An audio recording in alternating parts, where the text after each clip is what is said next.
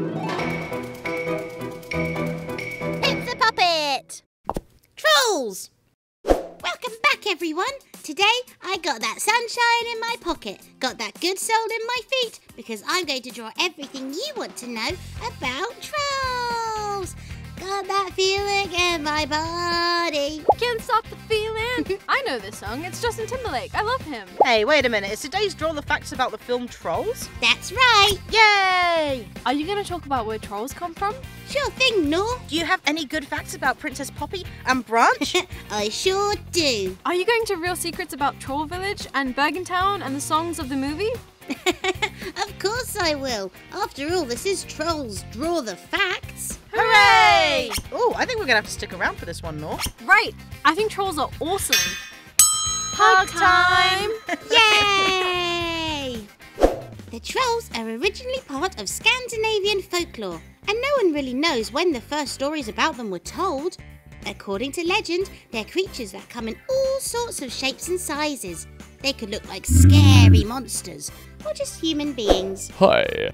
The old stories say they've lived in caves and forests, inside logs and under bridges for centuries. But trolls can also bring good luck for the people they meet. So years later, trolls are seen as happy and joyful creatures. Trolls became really popular 60 years ago when Danish fisherman Thomas Dam carved a troll doll out of wood. Dan did not have enough money to buy a Christmas present for his daughter Lila, so he made the gift himself. Soon, all the children wanted one. Dan was so busy making the dolls that he quickly had enough money to open a small factory and started making the dolls out of plastic instead of wood. More than 50 years ago, troll dolls of all colours were being collected by children all over the world. They were the second most popular toy, and in 1992, they became the most popular toy of the year. In fact, they brought so much happiness to so many kids, it's no surprise they wanted to make a movie. But the trolls in the movie are a bit different to the original troll dolls. This is because the movie creators worked very hard to bring them to life and to tell a great story. All the trolls are so colourful and silly and all completely unique. In the movie, trolls are tiny creatures who live in the forest and are always super happy. They love singing, dancing and hugging all the time. And did you know the first ideas for the troll stories were written on a napkin? And the look of our favourite quirky characters was inspired by the llamas, sheep and chicks who lived on the farm belonging to one of the movie's creators. The result? Bright and multicoloured trolls with loads, really loads of hair. Actually, a troll from the movie is literally half made of hair. Its full measurement is 6 inches tall and 3 inches is only hair. Can you imagine having your hairstyle being half your size? I guess that would actually be quite cool. But back to the troll story. It seems that our colourful hairy little friends are facing some real trouble, because not far from the trolls is Bergen Town, full of unhappy Bergen. And for the Bergens, there's only one way to feel as happy as a troll, and that's by eating one. Oh no, that sounds really scary. I hope there's someone who can save the day. Of course there is. Meet Princess Poppy, daughter of King Peppy. Poppy is the leader of the trolls. She's the one in charge of keeping everyone safe from the Bergens, who haven't been seen for 20 years. But Poppy's not like other princesses. She's funny, perky, carefree, loves to sing, hug, and knows that everything sounds better with a cowbell. Poppy is so popular that she has 9 best friends. They're named Creek, DJ Suki, Biggie, Cooper, Guy Diamond, Saturn and Chenille, Fuzzbert and Smidge. You can even spot a super cute picture of all her friends in a frame she made herself during the movie. Aww! Poppy loves to help her friends, but she also loves scrapbooking and crafts. The scrapbooks she makes help to tell the story of the movie. And did you know that all the scrapbooks shown in the movie were made in real life? That's crazy! In total, the movie shows 15 different scrapbooks with 1,751 little pieces of felt. Wow! And have you noticed Poppy's house? At first it looks a bit like a pod hanging from the tree, But her house is actually made of fibres and hair that opens like a blossom. Wow! It looks like trolls can build everything from their hair, even their houses, bridges, trampolines and zip lines. That's so cool! Huh, it seems that we're forgetting something about Poppy. Oh yes, singing, of course! Poppy loves singing, and of course she's amazing at it because Poppy was voiced by Anna Kendrick, a very talented singer and actress. Anna Kendrick can also be seen playing Cinderella in the Disney movie Into the Woods. Have you guys watched that movie? It's awesome! So if Poppy is super happy, super funny, and loves to sing, what if there was a troll who was grumpy and serious and hates to sing? Meet Branch! Branch is different from the other trolls. He hates to sing and dance, and he lives in fear of an invasion from the Bergens. Branch is the only troll without a bracelet to remind him of hug time. And because trolls become less colourful when they're frightened or sad, Branch is the only troll with dark hair and grey skin. But my favourite fact about Branch is that he has the largest collection of invitations made by Poppy. Aww, I think maybe he liked her from the very beginning. That probably explains why Poppy and Branch agree to help each other on their journey to Bergentown. Branch is voiced by Justin Timberlake, the actor and award-winning musician. Justin Timberlake also wrote the movie's main song, Can't Stop the Feeling, I Can Feel It in My Body. Yeah! Can't Stop the Feeling was released in May 2016, and it was first sang by Justin on TV during the interval of the Eurovision Song Contest 2016. The song was an instant hit and quickly rose to first place in the charts. Can't Stop That Feeling is a great song, but the Trolls movie has plenty more amazing songs to go with it. My second favourite is Get Back Up Again, sang by Poppy during her journey from Troll Village to Bergentown. Hey, here's another interesting fact. During the song, she travels through 27 different places. Poor Poppy, she was really tired at the end, wasn't she? But what do Poppy and Branch find when they arrive in Bergentown, the unhappiest place on Earth? Plenty of Bergens, of course. But what are they? Well, they're mean, cold, rude, and very, very unhappy. And they're much bigger than the trolls. Bergens are so unhappy they can't even look each other in the eye.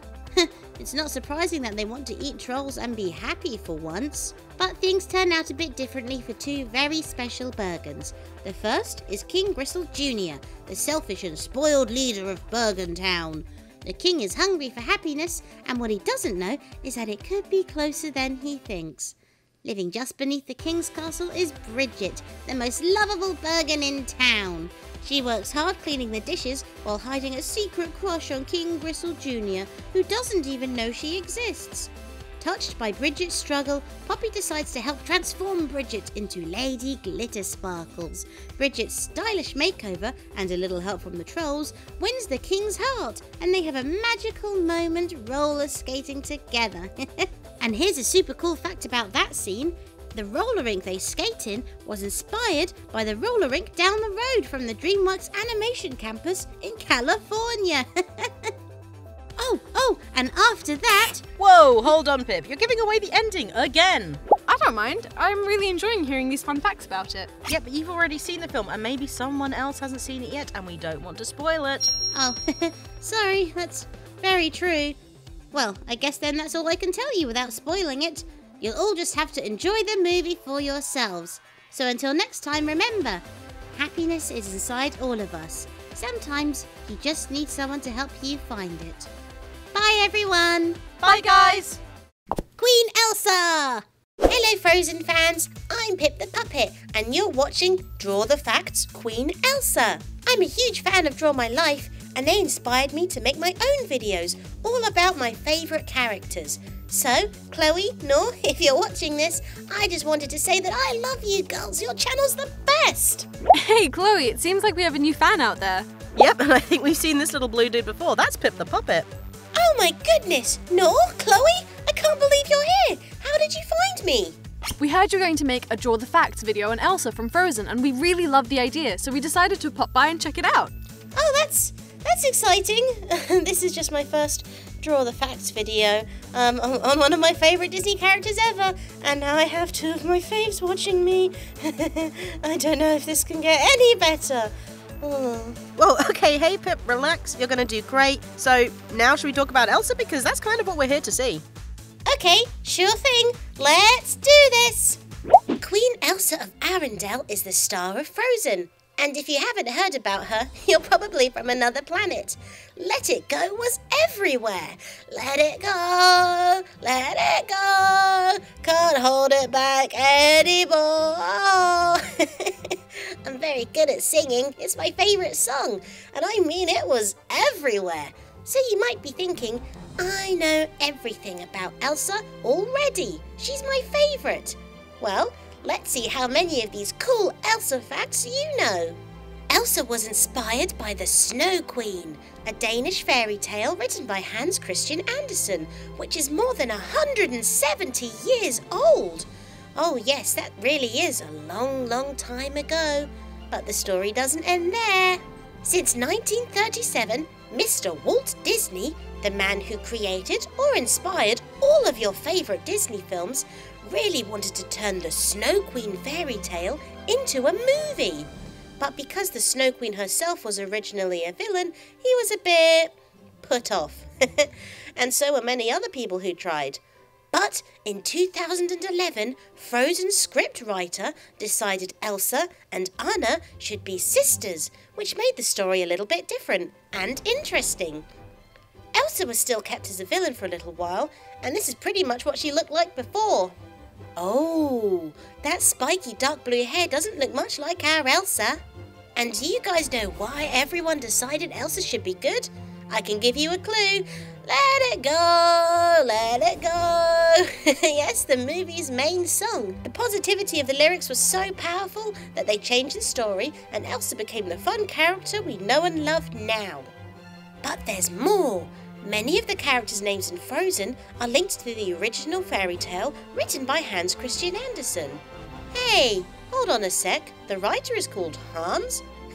That definitely explains Prince Hans of the Southern Isles. I don't really like him though. Actually, does anyone like him? Let me know if you do in the comments below. Now, this will blow your minds. What if I told you to say Hans, Kristoff, Anna and Sven together really fast? Let me try it. Hans, Kristoff, Anna, Sven. Hans, Kristoff, Anna, Sven. Hey, it sounds like the name of the writer, Hans Christian Andersen.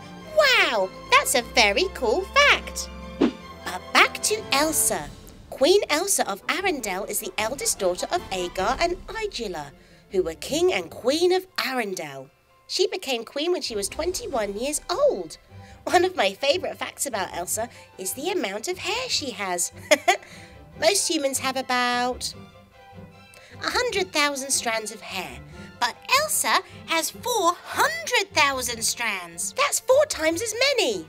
But what makes Elsa very special is not her amount of hair, but the fact she was born with powers to make snow and ice. Her powers could also be called cryokinesis or frigokinesis, which means the psychic ability to slow down the movement of particles to the point of freezing an object completely, as well as the capacity to create, shape and manipulate snow. Wow! There was some real science behind that fact. When working on Elsa's character and powers, the animators made a signature snowflake for her. This snowflake can be seen many times in the film on almost everything she makes, like when she slams her foot into the ground to create the floor of her ice palace in the Let It Go, Let It Go song. The pattern on the doors that lead to the balcony of her ice palace, you can also see the snowflake, and it's shown inside the O in the title. Elsa's ice can also change colour with her emotions. When she's happy, it turns blue. When she's frightened, it turns red. And when she's sad, it turns purple. Oh, and when she's angry, it turns amber. All this talk about ice has made me feel quite cold. But the cold never bothered me anyway. Now, Moving back a bit to Elsa's origin. Oops, I mean Queen Elsa of Arendelle's origin. But hold on a second. Where exactly is Arendelle? Arendelle is a fictional place, but it's set in a specific real country, Norway. The name Arendelle is based on the Norwegian town of Arendal. However, the scenery of Arendelle is based on other Norwegian cities. The official crest of Arendelle is the crocus, which is the symbol of rebirth and spring. Okay, so I saved one of the most unknown facts for this final part, and here it is. I managed to find out the precise time that the Frozen story happens, and it's July 1839. This is almost 180 years ago. How cool is that? Hooray! Those are plenty of cool facts about Elsa, but what does the future hold for one of the most loved Disney characters of all time? Well, there's so much more to come. Soon, Frozen Northern Lights, an original story from the Kingdom of Arendelle, spanning a collection of books and animated shorts from Lego, will be launched. In this story, Anna, Elsa, Olaf, Kristoff and Sven will be embarking on an epic journey to restore the glimmer of the Northern Lights. If you're a Lego fan, you probably saw the amazing results of Star Wars The Freemaker Adventures series, so we can expect something incredible from Northern Lights. I just can't wait! They're going to look so amazing as Lego versions. But the best is yet to come. Frozen 2! Yay! Let it go! Let it go! Can't hold it back anymore! But we'll have to be patient because Frozen 2 won't be released until 2018. What? Frozen 2? Really? That's incredible. Oh, come on, Pip. You've got to tell us more about it. Oh, Nora and Chloe, are you still around? I could have sworn that you just got bored and left. No way, Pip. We're here for the whole time. And I have to admit, Pip the Puppet, you did a great job with your Draw the Facts video. In fact, now I want a new video about Frozen 2. When are you going to do that? Because we'll definitely come back to check it out. Okay. Of course, if you girls said so, I can definitely give it a try. I don't even know how to start. I may need some time. That's okay, Pip. We've already subscribed to your channel and we're going to keep an eye out for all the videos. You also get a big thumbs up from us, so, no pressure with the Frozen 2 video. Now we have to go back to the Draw My Life channel. Bye, everyone. Bye, Pip the Puppet. Bye, guys. Moana! Hey, it's your day to say you're welcome for drawing everything you want to know. Hey, it's okay, you're welcome. I'm just a Disney fan like us all. Hey, Disney fans out there, you've asked, and here you have our Moana Draw the Facts. There was no way we could say goodbye to 2016 without this video, and what a busy year for Disney. Moana hit the cinemas November 2016, just a few months after Zootopia. Wow, 2 movies in the same year? That really doesn't happen very often.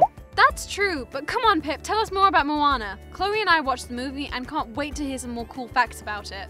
Sure thing, Nor. Moana is the 56th Disney animated feature film, and it was directed by Ron Clements and John Musker, the same directors of The Little Mermaid, Aladdin, and The Princess and the Frog. Ah, I guess that explains why the movie's so good. Yep. Ron Clements and John Musker are extremely experienced and talented directors who have been directing Disney movies since 1986. Together, they directed a total of 7 Disney animations, but Moana is their first full CGI. That means computer animation movie. Their previous productions were all hand-drawn 2D animation.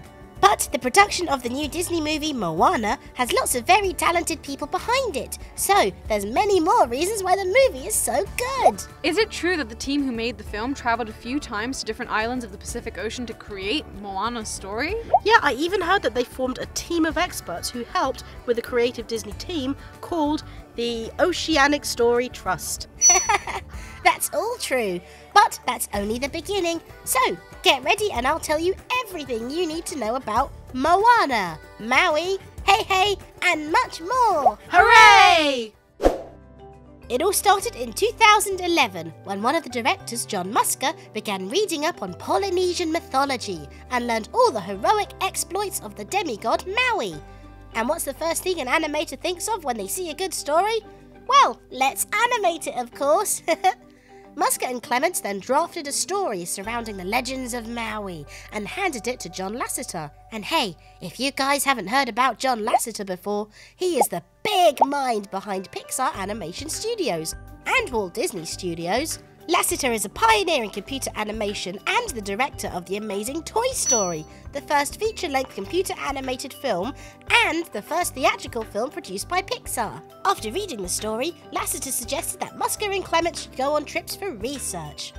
Following Lasseter's advice, Musker and Clements made their first visit to some of the Pacific Islands in 2011. They went to Fiji, Samoa, and Tahiti to meet the people and learn the culture. That was when they founded the oceanic story Trust, composed of anthropologists, academics, educators, linguists, navigators, and cultural advisors, who collaborated with Disney's creative team. The group advised on the story, names, dialogue, and cultural references, and made sure that everything stayed true to the ideals and customs of the South Pacific. It was also during this first trip that they had the idea of adding Moana to Maui's story. Good thing too, you can't have Moana without Moana. Over the next 5 years, the creators made 2 more trips to the Pacific Islands. This learning experience made the creators focus on navigation as a theme for the story and helped them see that Moana could be a very interesting central character. And so Maui gradually became a smaller part of the story, letting Moana shine. But did you know that real historical facts were also used to write the story? Yep, that's right. 2,000 years ago, the people of the South Pacific were the greatest explorers on Earth, using only the stars and the currents of the ocean to navigate, and they conquered lands from far, far away. Then, one day, they stopped for 1,000 years, and no one really knows why. Clements and Musker decided to write an imaginary explanation for that, so they mixed myth with real history, and voila! They had the story for Moana. Moana Waialiki, to be precise, the daughter of the chief of Motunui, who learns of her voyaging ancestors and decides to go beyond the reef to find Maui. But what else do we know about our new favourite Disney princess? Moana Waialiki was born on the island village of Motunui and is the daughter of Chief Tui and Sina. In the Hawaiian and Maori language, the word Moana means ocean, but the character and the film were given different names in different countries.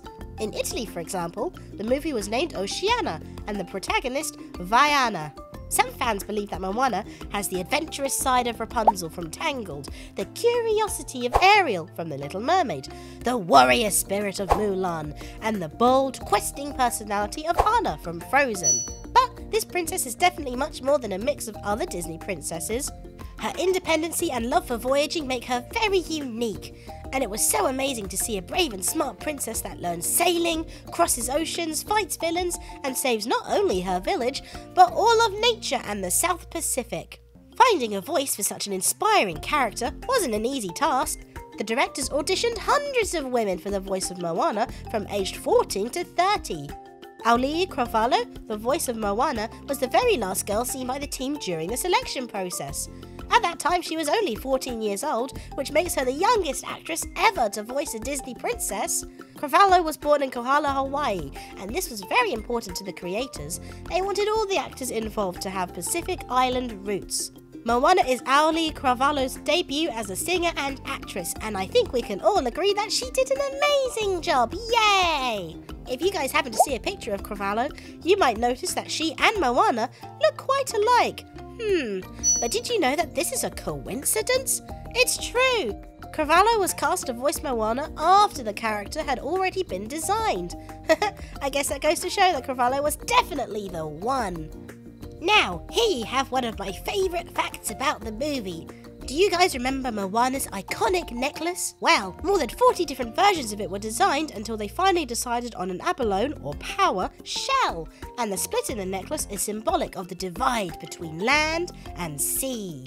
But what about Maui? In Polynesian culture, Maui is a powerful god who carries a fishhook that raised the islands of the South Pacific from the ocean. But in the Disney movie, Maui has a very cool feature, the animated tattoos that cover his body. Mini Maui, one of his tattoos, seems to have a mind of his own and moves around his body trying to give him advice. It's like his own little sidekick. To animate Maui's tattoos, the creators used 2D hand drawings that were layered over the 3D animation. Wow! And did you know that Eric Goldberg, the animator of Maui's tattoos, was also the supervising animator for Genie in Aladdin? Wow! You see, as I said, lots of talent in this movie. But there's still much more. Dwayne "The Rock" Johnson is the very famous wrestler and actor who voices Maui. And, well, what else can I say? We all know The Rock. A few other very special characters were featured in the movie to help Moana's story to be even more special. And one of my favourites is Hey Hey. At first, Hey Hey was created as a sidekick rooster character to be one of the breakouts from the film. But did you guys know he was almost cut out? Yes, this happened because after much discussion, some of the producers thought he wasn't adding anything to the story. So, John Lasseter gave the writers 48 hours to figure out why they should keep him. And how did they do it? Well, they decided to write Hey Hey as the dumbest character in Disney history. And because of that, he's not just Moana's sidekick, he's also a constant nuisance during her journey. And luckily, that was enough to keep him in the movie. Aw, Hey, I can't believe they considered cutting him out. Yeah, but I guess if they hadn't, he wouldn't have been as funny. True. And can you guess another very important character in the movie that even needed brand new software to animate it? Pua the pig?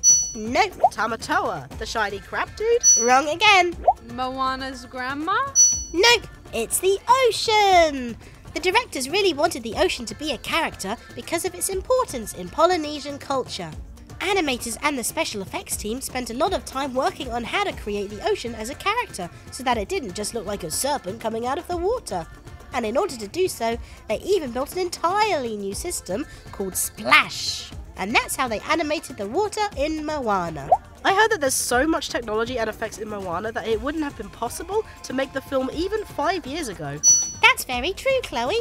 About 80% of Moana has special effects, and for comparison, only 46% of Big Hero 6 has special effects. Wow! Hooray for technology! Because now we have Moana and we can watch it as much as we want. Oh, can we rewatch it now? Ooh, yes please, Nor. Let's head to the cinema now to rewatch our favourite movie of the year. Maybe we'll see you guys there. Hooray! Bye, guys! Bye! My Little Pony! Hello everyone! Are you ready for the funniest friendship lesson ever? I hope so, because today we're taking a ride to Equestria to meet the best friends ever. That's right, I'm going to draw all the facts you need to know about My Little Pony, Friendship is Magic. Ooh, okay, My Little Pony Friendship is Magic. I don't know much about this. Me neither, but it's about ponies and friendship, so I'm ready to learn. You've never seen it? It's one of my favourite shows. It's all about BFFs, just like you two. So, you must already know quite a bit about friendship. Well, that's true. Well, it's a big adventure. It's tons of fun. It's faithful and strong. It's sharing kindness. It's an easy feat, and magic makes it all complete. Huh? Oh, right. That's part of the My Little Pony theme song. And did you know that throughout all the seasons there are 5 different animated versions for the opening song? And if you love the song as much as me, I've got some great news. There's an extra long version that lasts for 2 minutes. It can be found in the special features of the My Little Pony Friendship is Magic Season 1 DVD.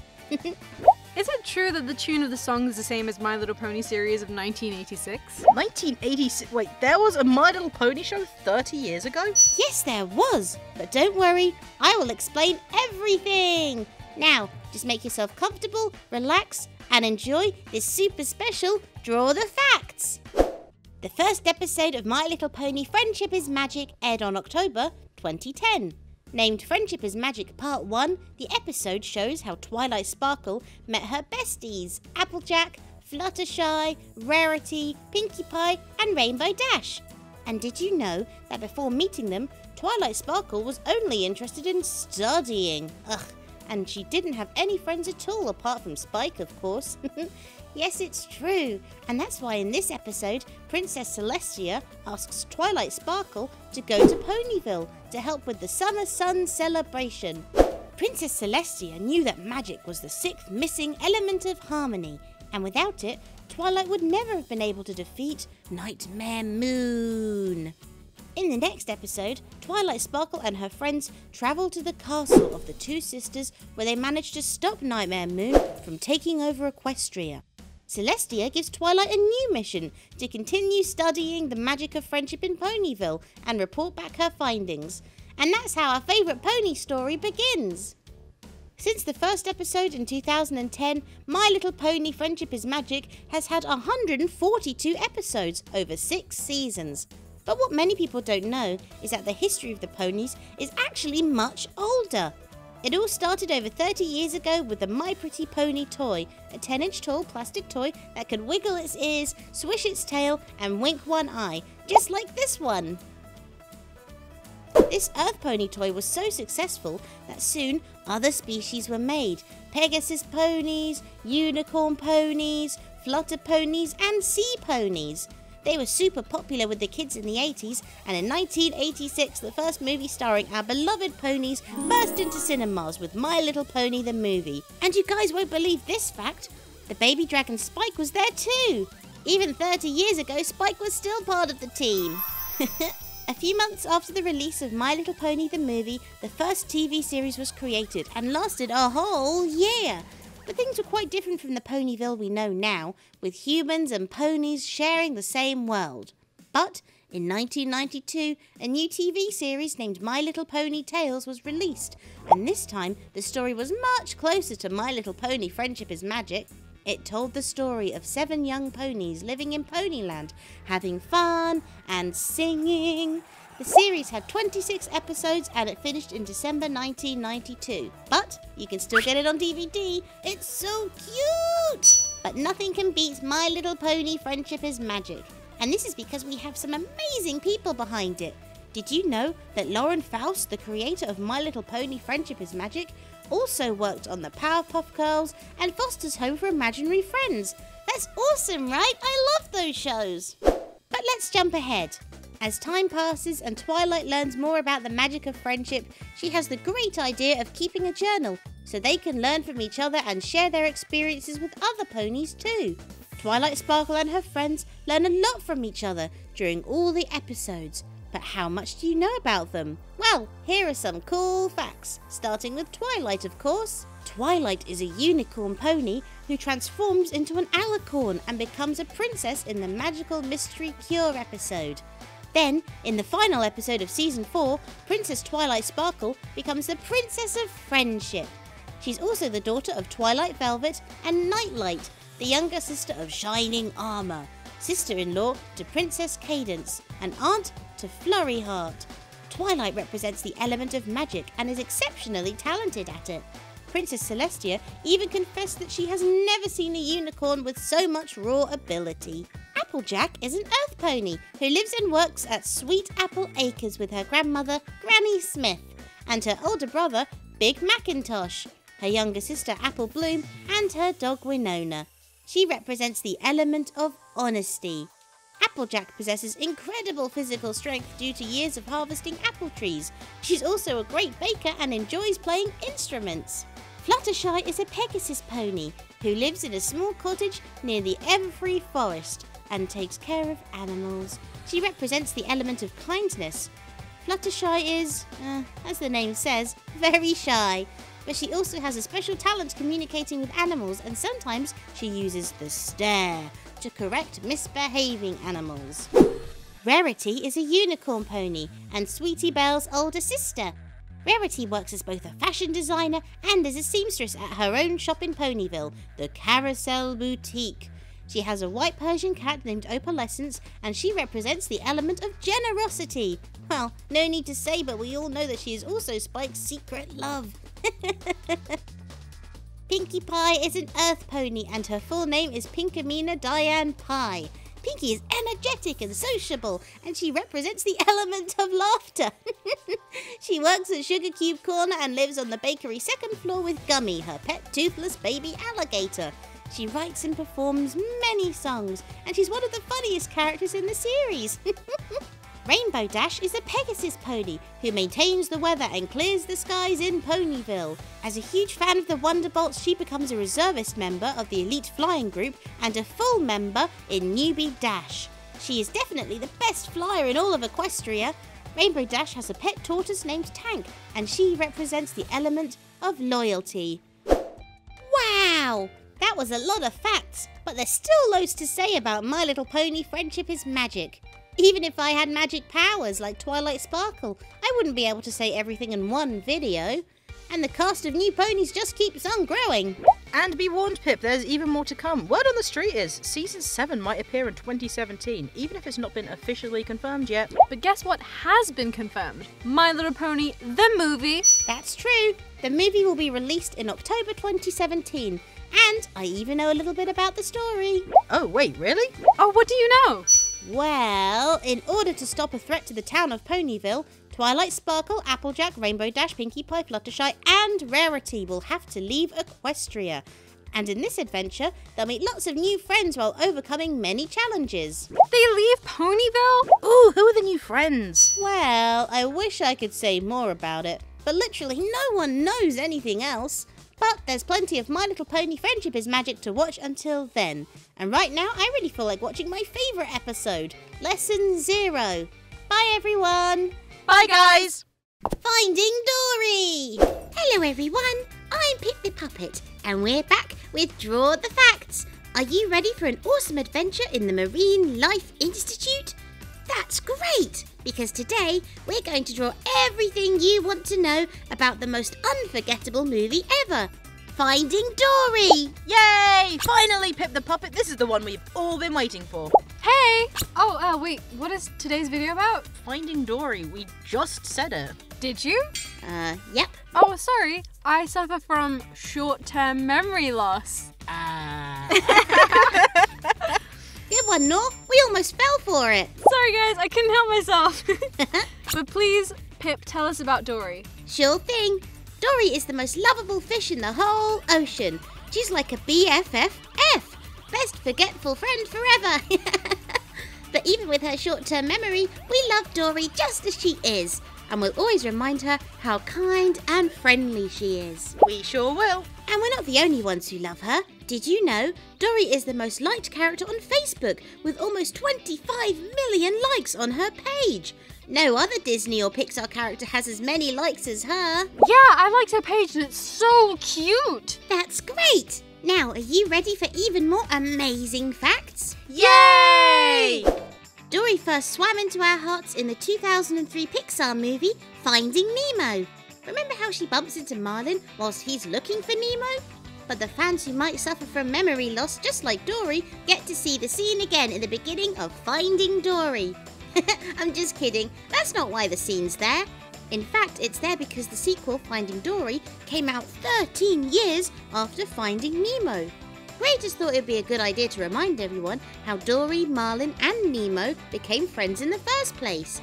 But why did the creators wait so long before making a sequel? This year, Andrew Stanton, one of the writers and the director of the movie, finally told the fans why. He explained that he never gets to watch the finished movies he directs because he watches them so many times when he makes them. It was only in 2010 that he finally watched the movie again and realised it would be great to tell Dory's story and for her to find her own family. 2 years later, the script writing began, and in June 2016, Finding Dory was released and became the biggest animated film in the US. But writing a story for Dory wasn't as easy as it sounds. Her short-term memory loss made everything more complicated. How do you tell a story about a fish who can't remember anything? Well, Dory's wisdom, creativity and determination gave the writers a lot to work with. And did you know they even studied the psychology of adoption to better understand how Dory might feel about being part of Marlin and Nemo's family? Dory definitely loves them, but when she discovers that she was born in the Marine Life Institute in California, she doesn't think twice before crossing the ocean to find her real parents. In Finding Dory, Marlin and Nemo agree to help their blue friend find her family. But when they arrive in California, Dory is taken by some Marine Life Institute workers who accidentally separate her from Marlin and Nemo. But did you also know the Marine Life Institute doesn't exist in real life? So if you want to see a real-life Dory, you can go to other marine animal centres, like the Monterey Bay Aquarium in California or the Marine Mammal Centre in the Vancouver Aquarium. Both places inspired the Marine Life Institute from the movie. The movie creators paid countless visits to these places and took loads and loads of pictures. And did you know that it was during Dory's childhood in the Marine Life Institute that she learned how to read human and how to speak whale?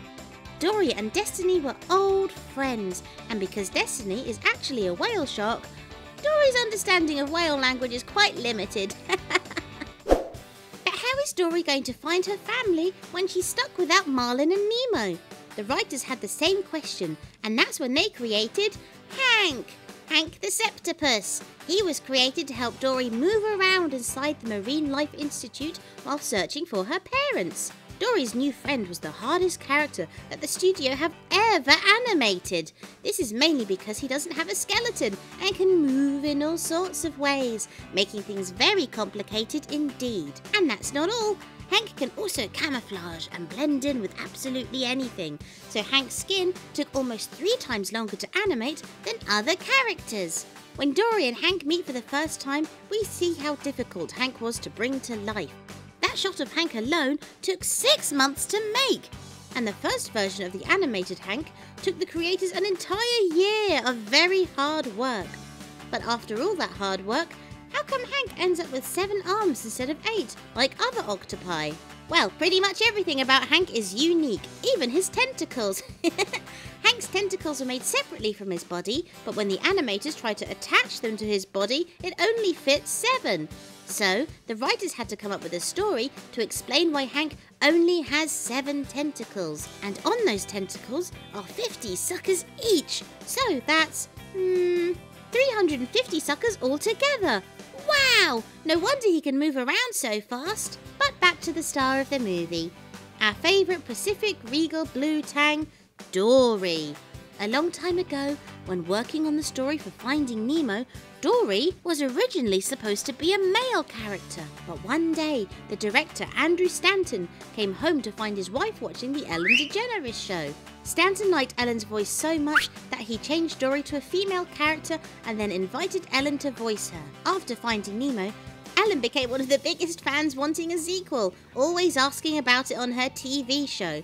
What Ellen didn't expect was a sequel all about Dory.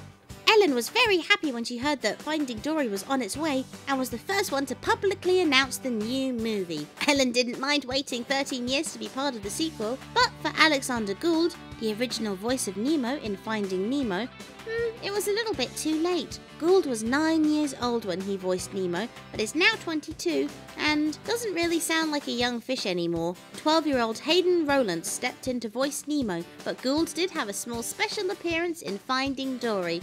That's so cool!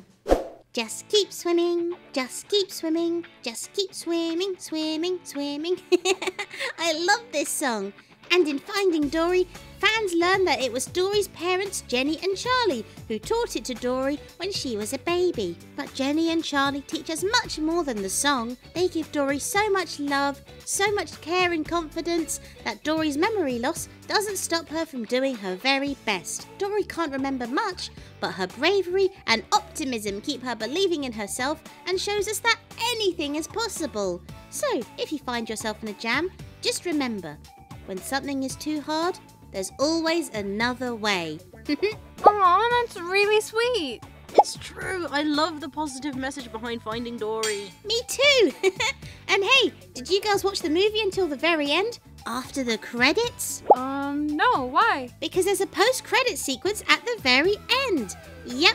Fluke and Rudder, the sea lions, are relaxing on the rocks as usual when Gerald tries to join them, as usual. But suddenly, the tank gang from Finding Nemo floats by, still in their bags. They floated across the whole ocean to California. They're so happy that they start celebrating the arrival, but... Let me guess. The researchers from the Marine Life Institute find them and throw them into a cooler where they'll be rescued, rehabilitated and released. Wow, Chloe! How did you know? Unlike Nor, I actually stayed until the end of the film. What? Come on, Nor, there's always a post-credit scene. Remember the bloopers from Toy Story 2? Oh yeah, they were awesome. Oh, speaking of Toy Story 2, there are some other exciting Pixar sequels coming our way. Cars 3, The Incredibles 2, and even Toy Story 4! But until then, subscribe to my channel and keep watching more of my videos. And don't forget to let me know in the comments your favourite fact from Finding Dory. Bye everyone! Bye guys! Frozen 2! Hello Frozen fans! I'm Pip the Puppet and today I'm going to draw the facts everyone needs to know about Frozen 2! Yes, our favourite Snow Queen and her gang are getting a sequel. Yeah, now you're talking, Pip the Puppet. This is a pretty good idea, Pip, but no one knows anything about Frozen 2, so how do you? Well, let's just say I know a guy who knows a guy who knows another guy that knows a guy that works at Disney and he told me everything. What? That's crazy. Just kidding. Yes, it's true that Frozen 2 was confirmed, but Disney have been very mysterious and haven't told anyone very much at all. But Disney have left some very sneaky clues about what to expect from Frozen 2, and most of them can be found in Frozen Fever. Frozen Fever? Yep. Frozen Fever is the Disney short movie released in 2015, and it's actually the first Frozen sequel. The story is about Queen Elsa trying to make Anna's birthday the most special day ever. And of course, Queen Elsa's not alone. Kristoff and Olaf are also there to help. But not everything goes to plan. Whoa, hold on, Pip. Massive spoiler alert. Yeah, I haven't seen it yet.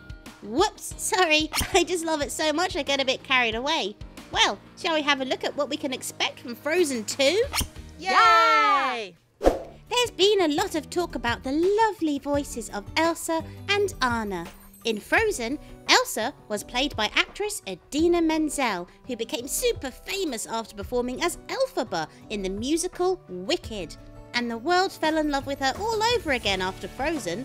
The song Let It Go, sang by Menzel, sold 10.9 million copies in 2014, and it was the 5th best-selling song.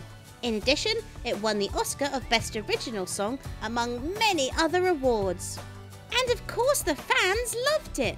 YouTube became home to hundreds of mini princesses singing the song. Shall we have a look? Let it go, let it go, let's take it out. Let it go,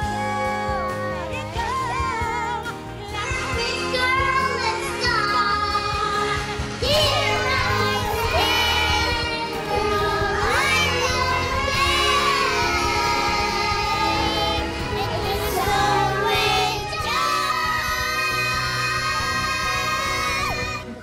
never bothered me anyway.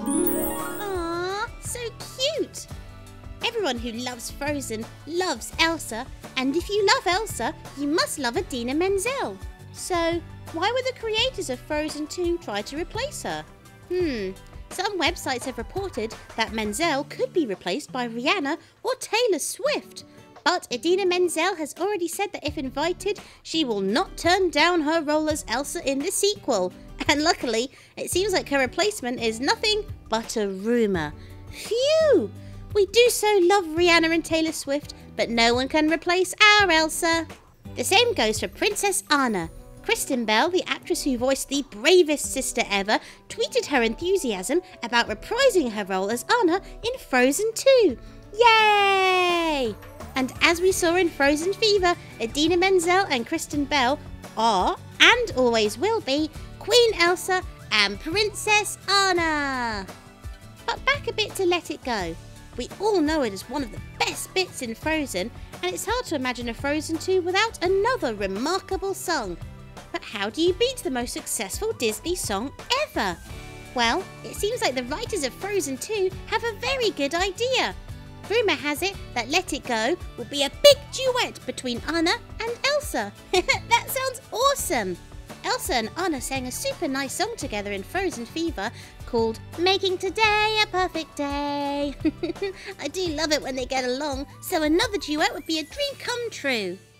Still want more news about Elsa and Anna? Well, as I said, Disney have been very mysterious about the sequel.